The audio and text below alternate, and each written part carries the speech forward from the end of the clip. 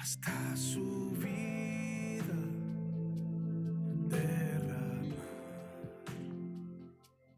por probar su fidelidad. Fidelidad, su fidelidad,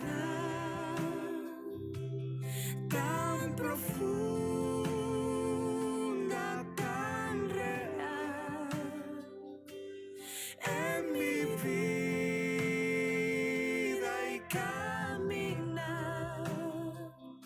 me basta su fidelidad.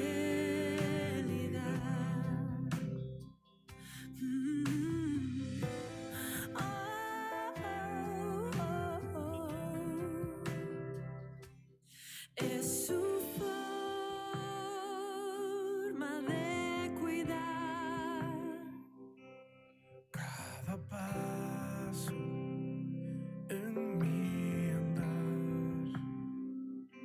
no importando a dónde llevará, por probar su fidelidad. Fidelidad, su fidelidad, tan profunda, tan real, en mi vida y caminar, me basta su fidelidad, me basta su fidelidad.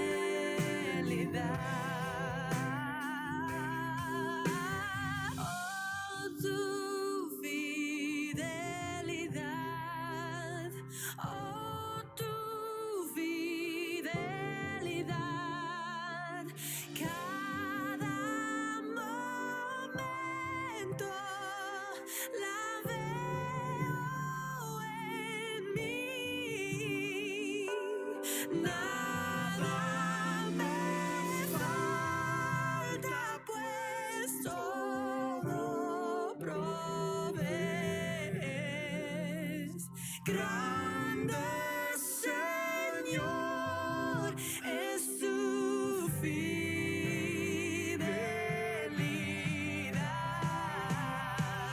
Fidelidad, tu fidelidad,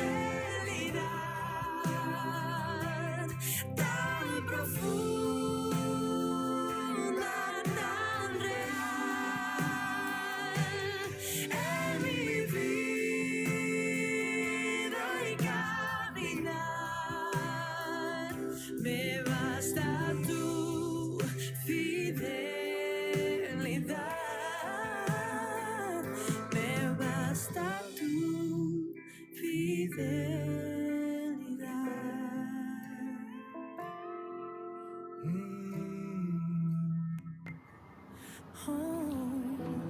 Hoy en esta noche damos gracias al Señor por darnos la oportunidad de estar unidos como iglesia en oración y adoración aún en nuestros hogares.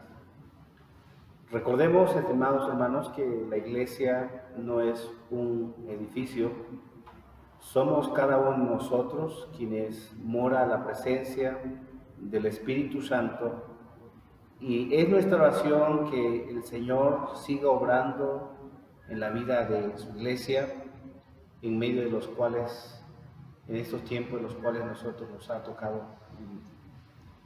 Y en esta noche de oración, quisiera llevarles a este hermoso pasaje de Hechos, capítulo 12, versículos del 1 al 19, que ahí donde usted está, quiero invitarles para que juntos vayamos a esta hermosa palabra. Y en esta palabra que el Señor nos ha dado vamos a meditar en el tema la oración que mueve la mano de Dios. La oración que mueve la mano de Dios. Hechos capítulo 12, del 1 al 19. Y dice el Señor en su palabra: Jacobo muerto, Pedro encarcelado. En aquel mismo tiempo el rey Herodes echó mano a algunos de la iglesia para maltratarles y mató a espada a Jacobo, hermano de Juan. Y viendo que esto había agradado a los judíos, procedió a prender también a Pedro. Era entonces los días de los panes sin levadura. Y habiéndole tomado preso, le puso en la cárcel, entregándole a 4 grupos de 4 soldados cada uno, para que le custodiase, y se proponía sacarle al pueblo después de la Pascua. Así que Pedro estaba custodiado en la cárcel, pero la iglesia sin cesar oración a Dios por él. Pero la iglesia hacía sin cesar oración a Dios por él.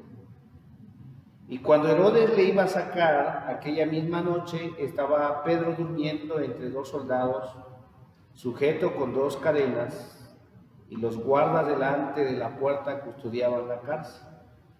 Y aquí se presentó un ángel del Señor, y una luz resplandeció en la cárcel, y tocando a Pedro el costado, le despertó diciendo: levántate pronto. Y las cadenas se cayeron de las manos. Le dijo el ángel: cíñete y átate las sandalias. Y lo hizo así, y le dijo: envuélvete en tu mano y sígueme. Y saliendo le seguía, pero no sabía que era verdad lo que hacía el ángel, sino que pensaba que veía una visión.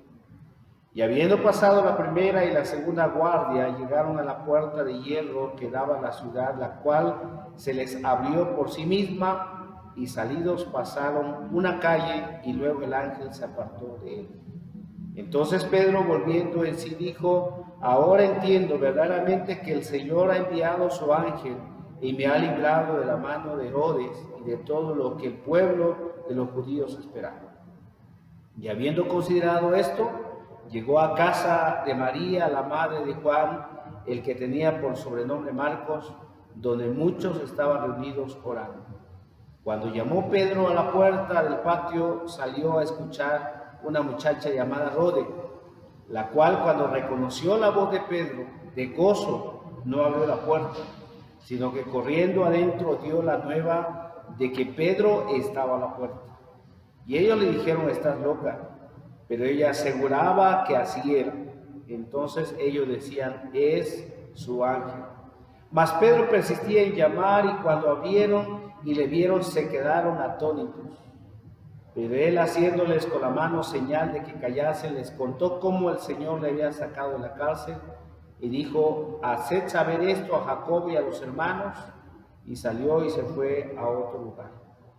Luego que fue de día, hubo un poco alboroto entre los soldados sobre lo que había sucedido a Pedro. Mas Herodes, habiéndolo buscado sin hallarle, después de interrogar a los guardias, ordenó llevarlos a muerte. Después descendió de Judea a Cesarea y se quedó allí. Hermanos, todos nosotros hemos sido llamados a orar sin desmayar. Y cuando nosotros oramos sin desmayar, podemos aprender y ver la mano de Dios en la vida de cada uno de nosotros. Las oraciones con poder son las oraciones que el Señor no está dispuesto a pasar por alto. Como lo revela en su palabra, la mano del Señor no se ha acortado. Este es el pasaje donde vamos a meditar en esta noche, Hechos 12, 1 al 19. Y hablando acerca, hermanos, de la oración que mueve la mano de Dios, muchos de nosotros nos hemos preguntado por qué nuestras oraciones no han sido contestadas. E incluso algunas personas han dejado hasta de orar, pues sienten que sus oraciones no son escuchadas. Y podríamos decir que existen varias razones por las cuales nuestras oraciones no son respondidas. Y Y quiero en esta hora mencionar por lo menos tres cosas. La primera razón, estimados hermanos, es porque en nuestras vidas hay algo que está impidiendo tener una íntima relación con Dios. Esto quiere decir que hay en nuestra vida un pecado que no ha sido confesado, y eso precisamente nos lleva a que Dios no responda a nuestras oraciones. Otra razón, estimados hermanos, muy común en nuestras vidas es que en muchas ocasiones queremos que nuestras oraciones sean respondidas conforme a nuestra voluntad o conforme a nuestros deseos. La verdad es que cuando nosotros vamos en oración delante del Señor, para que nuestras oraciones sean contestadas, tiene que sujetarse a la voluntad de Dios. Y hay otra razón común en las personas, es que en muchas ocasiones no estamos orando verdaderamente al Dios único y verdadero. Elevamos nuestro clamor, sí, pero a un Dios creado a nuestra imaginación, creado en nuestra mente, y es un Dios que se ajusta a mis preferencias y a mis deseos. Por eso es que nuestras oraciones en muchas ocasiones no son contestadas. Así que vayamos entonces al texto, al pasaje bíblico, en Hechos capítulo 12, versículo 1 al 19. En este hermoso pasaje se nos da ejemplo de cómo Dios responde a las oraciones fervientes de su pueblo y cómo nosotros como iglesia podemos orar de esa manera. La palabra de Dios nos enseña que el rey Herodes, al perseguir los cristianos de Jerusalén y dar muerte al apóstol Jacobo, se dio cuenta de que las acciones que él estaba haciendo le agradaban a los judíos, porque los judíos odiaban a los cristianos y a los cristianos los consideraban como una secta. Fue esa causa la cual motivó al rey Herodes el poder encarcelar a Pedro y ponerlo bajo custodia de varios soldados. Y esto dice la palabra que se turnaban para vigilar a Pedro cada 6 horas y asegurarse de que Pedro no pudiese escapar de la prisión. La intención de Herodes era poder entregar a Pedro a los judíos después de la Pascua para que Pedro pudiese ser ejecutado. Ante este encarcelamiento de Pedro, los cristianos son motivados a reunirse a orar en casa de María, madre de Marcos. Y es muy probable que la fe de estos creyentes estaban debilitados porque habían matado al apóstol Jacobo, había sido asesinado, y ahora peligraba la vida de Pedro. Y, estimados hermanos, en el versículo 5 se nos da un resumen de esta situación. Vayamos al versículo 5. Así que Pedro estaba custodiado en la cárcel, pero la iglesia hacía sin cesar oración a Dios por él. Escuchen. Pero la iglesia hacía sin cesar oración a Dios por él. Por eso quiero llevarles en esta noche a pensar en 3 apartados para tener bien preciso el tema, la oración que mueve la mano de Dios. La oración que mueve la mano de Dios es la que está dirigida al Dios vivo y verdadero. La oración que mueve a Dios es la que está dirigido a ese Dios vivo y verdadero. Así que el primer elemento esencial de una oración eficaz es que nuestra oración debe estar dirigida al único Dios vivo y verdadero. No solo los cristianos de esa época se les dice que deben orar al Dios vivo y verdadero, sino también se nos dice a nosotros los creyentes en este tiempo.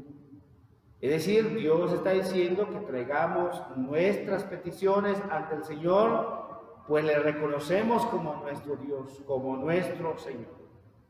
Sin embargo, hay muchos que dicen clamar y creer en Dios, pero realmente oran a una deidad ficticia que han creado en su mente. Es un ser imaginario que está de acuerdo a su estilo de vida que llevan y con cualquier cosa que ellos desean. Y cada vez que alguna persona le cuestiona acerca de su naturaleza de este Dios, en muchas ocasiones se ponen a la defensiva y declaran que esta religión es un asunto privado y no es de incumbencia a otras personas. Este Dios único, verdadero y santo, estimados hermanos, aborrece el pecado. Y un día, dice la palabra, que ha de juzgar a toda la humanidad. Él es el creador del mundo. Y sabemos que en la historia bíblica fue también quien condenó a la tierra con un diluvio. Este Dios vivo y verdadero nos ha dado a nosotros maravillosas formas de poder estar en comunión con el Señor.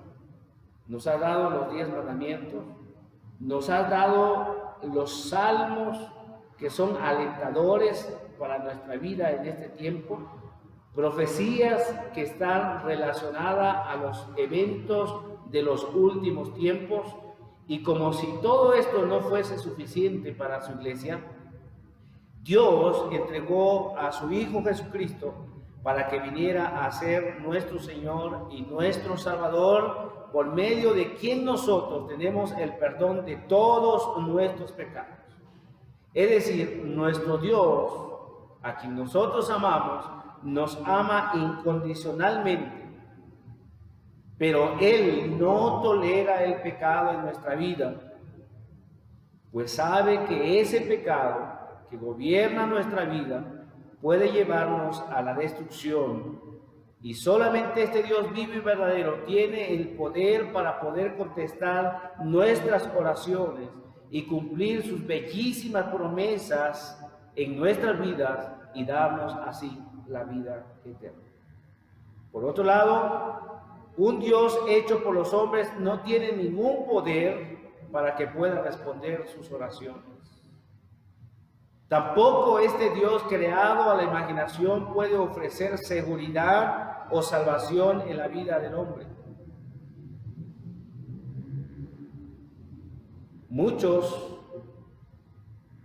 piensan, estimados hermanos, que este Dios que nos ama tanto, este Dios que es un Dios de amor, un Dios de misericordia, les ha de llevar a la vida eterna, aunque su vida sea un desastre, aunque su vida estén viviendo en pecado. Dicen, nosotros podemos estar en la vida eterna. Pero la palabra de Dios no nos enseña eso. La palabra de Dios nos dice que la manera de poder gozar la vida eterna es haber creído en Cristo Jesús. Y creer en Cristo Jesús es obedecer su palabra. Es estar en obediencia a su palabra. De tal manera que habrá un juicio para justos e injustos, para buenos y malos. Así que la oración, estimados hermanos, en segundo lugar, la oración que mueva a Dios es la que se eleva fervientemente. La que se eleva fervientemente. Cuando vemos la palabra de Dios en este pasaje, desde nuestra perspectiva humana, parece ser que no había esperanza para la vida de Pedro, quien realmente sería ejecutado al siguiente día en la mañana. Pero la Biblia nos enseña que Dios respondió a las oraciones de los creyentes que intercedían por este apóstol. Un ángel se presentó en su celda, le despertó a Pedro y le dijo que le siguiera. Inmediatamente sus cadenas cayeron al suelo y pasó junto a los guardas sin ser visto. Y al llegar a la puerta de hierro que daba a la salida, dice el texto, esta se abrió sola. Y fue hasta estar en la calle que Pedro se dio cuenta que todo esto no era una visión, sino que había sido rescatada por ese Dios vivo y verdadero. Y lo maravilloso es que al llegar a la casa de María, Pedro tocó a la puerta, pero la joven que vino a responder se sorprendió tanto al escuchar la voz de Pedro que entró corriendo para dar la noticia a los demás creyentes. Estos, al escuchar la palabra, y aunque habían orado fervientemente, no creían que sus oraciones habían sido contestadas de esa manera por el Señor. Pero sus dudas se disiparon cuando ellos pudieron ver a Pedro allí con ellos. Iglesia del Señor, la oración ferviente es motivada por el amor y debe ser elevada con entusiasmo, con emoción y fe. No solo se trata de mencionar nuestras peticiones de una manera repetitiva, sino de entregar con toda sinceridad nuestro corazón y expresarle con todo nuestro corazón aquellas cosas que nosotros necesitamos. Mire que la palabra de Dios nos enseña en la experiencia de ese Cristo vivo y verdadero. Nos dice que en Lucas 22:44, cuando Jesús estaba pasando en agonía, estaba sufriendo en el Getsemaní, dice la palabra más intensamente. Escuche lo que dice el texto.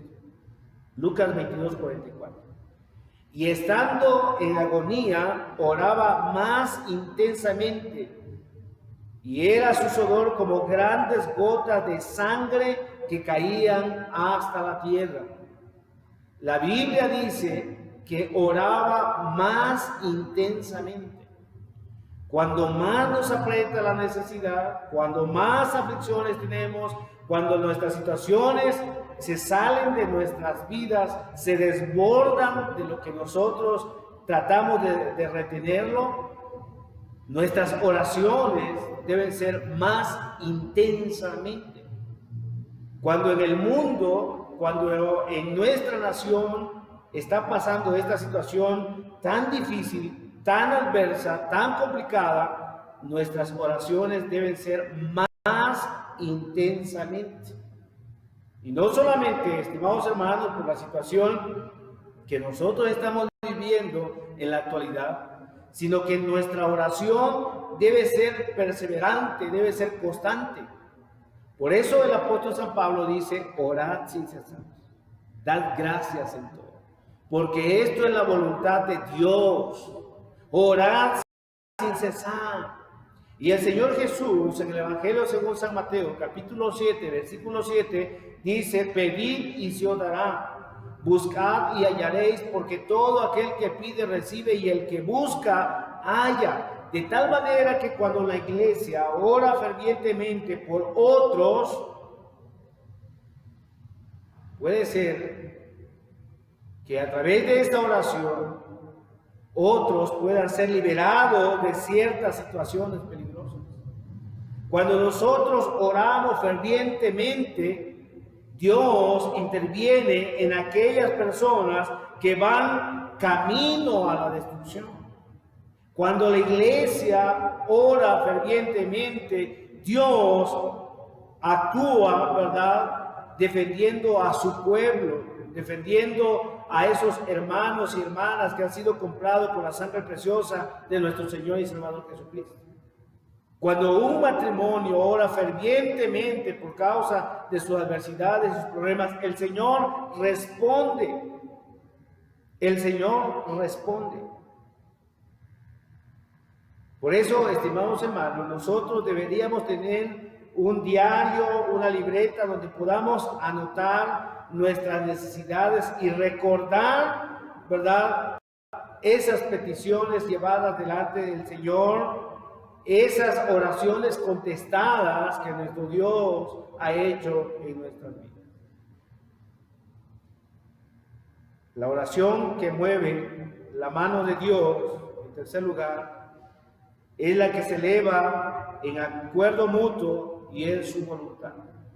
en acuerdo mutuo y en su voluntad. Cada vez que sintamos cargas en nuestros corazones, estimados hermanos, no debemos cargarlo solo. Debemos buscar hermanos en la fe que oren por cada uno de nosotros. Y damos gracias a Dios porque en esta noche Dios nos permite orar unos por nosotros. Dejamos, ¿verdad?, que los hermanos nos ayuden con nuestras cargas. El tener un compañero de oración nos da ánimo, nos fortalece. En la semana tuve la oportunidad de hablar a una familia que estimo y me decía, pastor, quiero decirle que nosotros estamos orando por su familia. Yo estoy orando por usted. Cada mañana al despertarme no dejo de orar por usted. Y yo estoy consciente que muchos hermanos están orando por mí. Y su servidor está orando por aquellos hermanos y hermanas que están pasando momentos de adversidad. Por todas las familias de esta amada iglesia que están atravesando momentos de aflicción. Y yo sé que el Señor se manifiesta fielmente en su iglesia. Por eso debemos nosotros, estimados hermanos, buscar la manera de que hermanos y hermanas puedan estar orando por nuestras necesidades.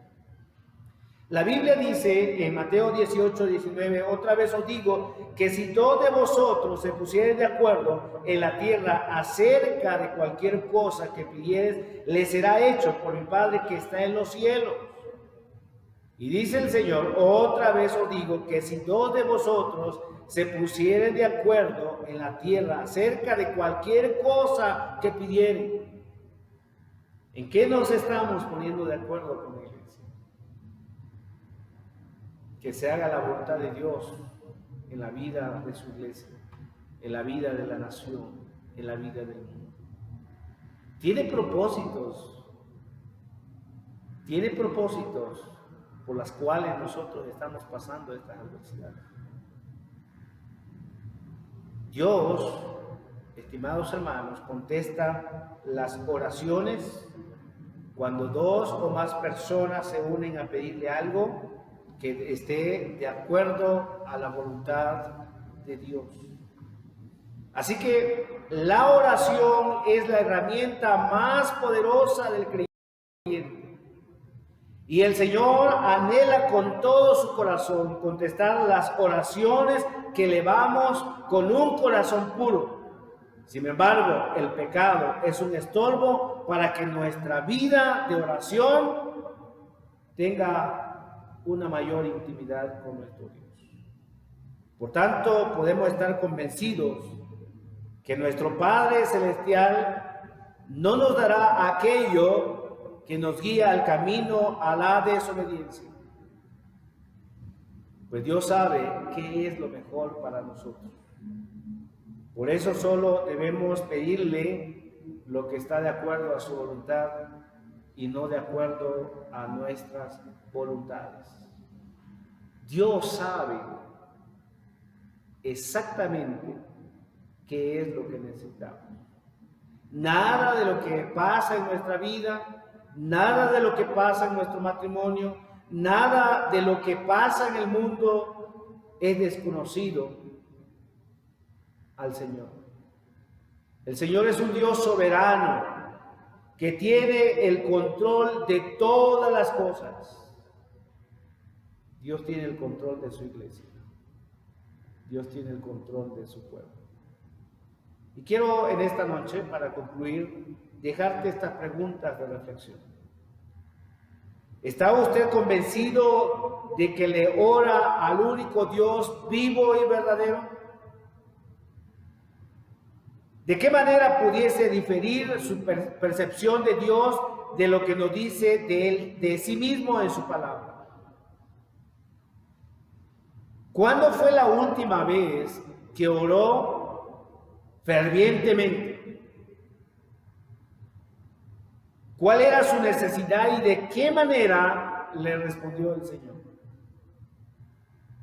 ¿Puede afirmar que sus peticiones más recientes están de acuerdo a la voluntad de Dios? ¿Cómo puede estar seguro de no haber pedido según sus propios deseos? Que nuestras oraciones hoy, en esta noche, sean conforme a la voluntad de Dios. Yo quiero orar por ustedes en esta hora.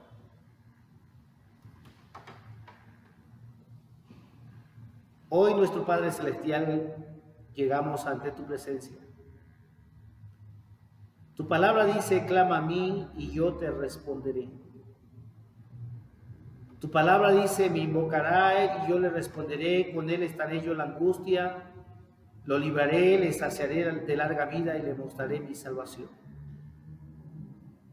Gracias por tu hermosa palabra que fortalece y anima nuestro corazón. Y traemos delante de ti, Señor, todas nuestras peticiones, todas nuestras cargas.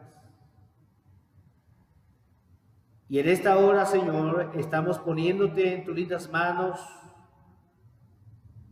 la vida de todos aquellos hermanos que están pasando por momentos adversos. La vida de tu siervo, mi hermano Adán, la vida de mi hermana Eduviges, la vida de mi hermana Celia, por mi hermana Juanita, por mi hermano Ángel, por la vida de mi hermano Martín, por la mamá, Señor, de mi hermana Anita, por la vida, Señor, de mi hermana Emma. Señor, conoces la situación en que se encuentra y hoy te lo ponemos en tus lindas manos. Oramos por todas aquellas familias que están pasando por momentos difíciles en su economía. Confiamos en tus promesas porque sabemos que la despensa en nuestra casa no hará falta. El pan de cada día en nuestra mesa estará allí presente. Oramos en esta hora por mi hermana Aide, que como doctora, Señor, tiene que enfrentar esta pandemia. Fortalece su vida, su corazón. Por Zairet, Señor, que también está en el hospital. Por todos los médicos que están, Señor, en esta lucha, guárdalos en el hueco de tu mano. Por aquellos, Señor, que les hace falta, Señor, el trabajo. Oramos en esta hora, Señor, para que tú seas quien les sustente, para que tú seas su proveedor. Oramos por nuestros gobiernos, por el presidente de la República. Dale sabiduría y dale gracia para poder enfrentar toda esta situación. Dios eterno, clamamos por tu iglesia. Que este tiempo, Señor, sea un tiempo de reflexión, un tiempo de volvernos más a ti, de entregar verdaderamente nuestro corazón.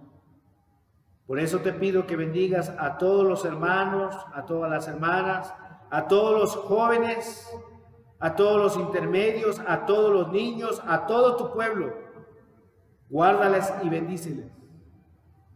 Gracias por escuchar nuestra voz. A ti te damos toda la gloria y toda la honra. Señor Jesús, oramos por la vida de mi hermana Araceli. Sé con ella, Señor, en su vida. Oramos, Señor, por todos aquellos hermanos que están enfermos, por mi hermana Doris, Señor. Oramos, Padre, por aquellos que están sufriendo. Ten misericordia. Muchas gracias por escucharnos.